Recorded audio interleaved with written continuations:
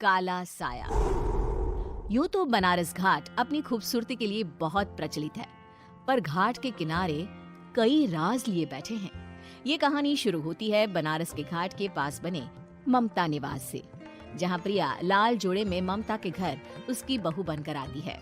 आओ आओ बहू, घर को अपने पैरों से पवित्र करो। ममता घर की दहलीज पार कर ही रही होती है कि अचानक एक बहुत गंदी सी बास पूरे घर में फैल जाती है।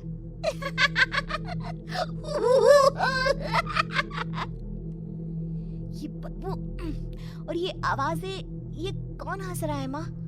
अब ये पड़ोसी ना हमारे थोड़े अलग से है। कहाँ हम शाकाहारी और ये मांस मच्छी खाने वाले। छोड़, तू ध्यान मत दे और गृह प्रवेश कर। और हाँ बहू, अपनी सास की एक बात हमेशा याद रखना, इन पड़ोसियों से तो कभी बात नहीं करेगी। अच्छे लोग नहीं है ये। अपनी सास की ये बात मानेगी ना बेटा? हाँ माँ, जो आपकी मर्जी, मैं उनसे बात नहीं करूंगी। अगले दिन प्रिया अपनी पहली रसोई बनाने रसोई घर में जाती है। ये छोकी बात तो नाक में जा रही है। एक काम करती हूँ, खिड़की खोल देती हूँ। प्रिया खिड़की खोलने जाती है। इतने चाले, लगता है इस खिड़की को कभी खोला ही नहीं गया। पर ऐसा क्यों? ओह, नॉन वेज की स्मेल आती होगी ना। 2 मिनट के लिए खोल लेती हूँ, फिर बंद कर दूंगी। प्रिया खिड़की खोलती है। खिड़की खोलते ही उसकी नजर सामने वाले घर की खिड़की पर पड़ती है, जहाँ एक लड़की खड़ी होती है। हाथों में मेहंदी, लाल रंग की साड़ी, बिल्कुल सजी धजी, मानो प्रिया की तरह ही वो भी नई नवेली बहू हो। वो प्रिया को देखकर मुस्कुराती है। हे भगवान, माँ ने तो इनसे बात करने को मना किया था। प्रिया फौरन ही खिड़की बंद कर देती है और तवे पर चढ़े रोटी की ओर देखने लगती है, पर वहाँ रोटी न होकर मछली पड़ी होती है। ये क्या? पहली ही रसोई में इतनी बड़ी गलती! हे भगवान, अब मैं क्या करूं? प्रिया बहुत डर जाती है और फौरन रसोई की सफाई करने और फिर सभी के लिए खाना बनाने लग जाती है।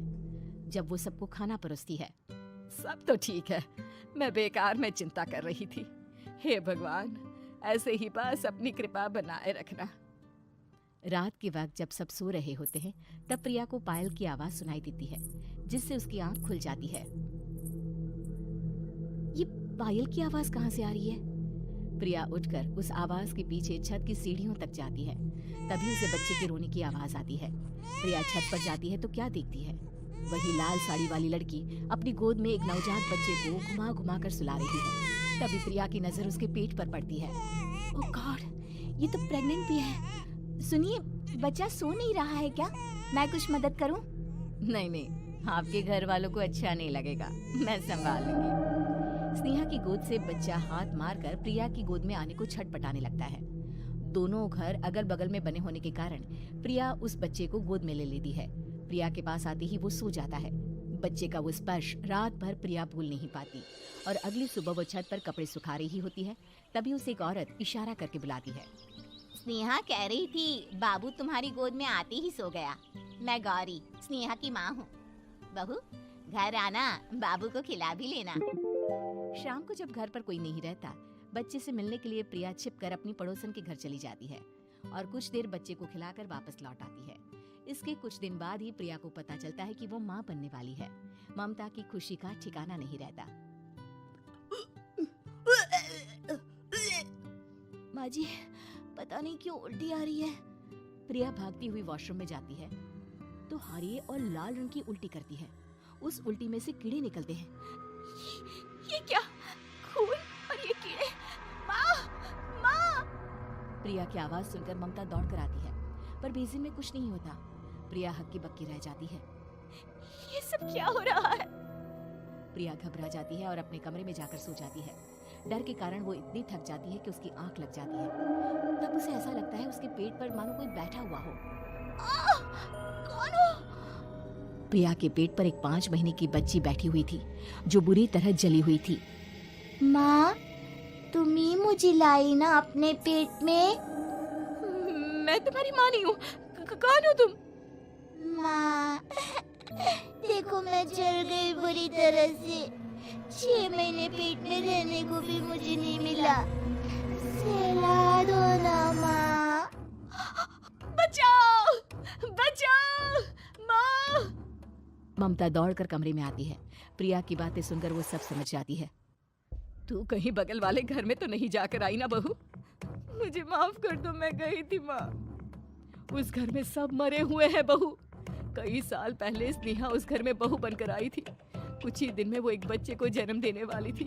पूरा घर बच्चे के आने की खुशी में खोया था कि एक दिन अचानक उस घर में आग लग गई। सब बुरी तरह जलकर मर गए। गौरी आज भी दादी बनने का इंतजार कर रही है और इसीलिए स्नेहा ने अपना अजन्मा बच्चा तुम्हारी कोख में डाल दिया।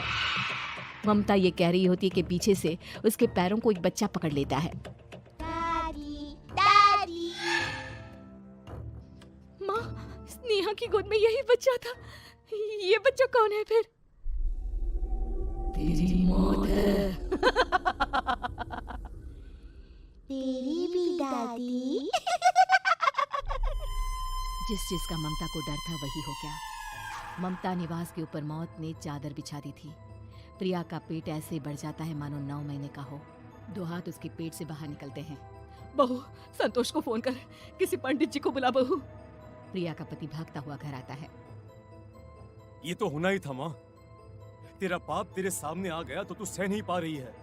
स्नेहा घर में आग लगी नहीं थी, माँ ने लगाई थी प्रॉपर्टी की लालच में। और वो बच्चा मेरी पहली पत्नी का बच्चा है, मेरा बेटा, जो कि उस आग की चपेट का शिकार हो गया था।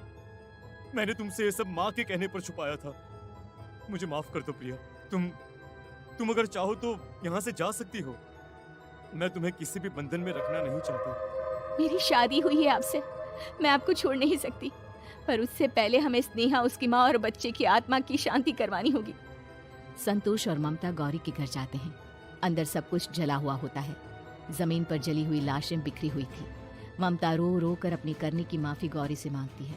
प्रिया स्नेहा के घर वालों का अंतिम संस्कार करवा देती है और ममता निवास फिर से आत्माओं के साए से मुक्त हो जाता है।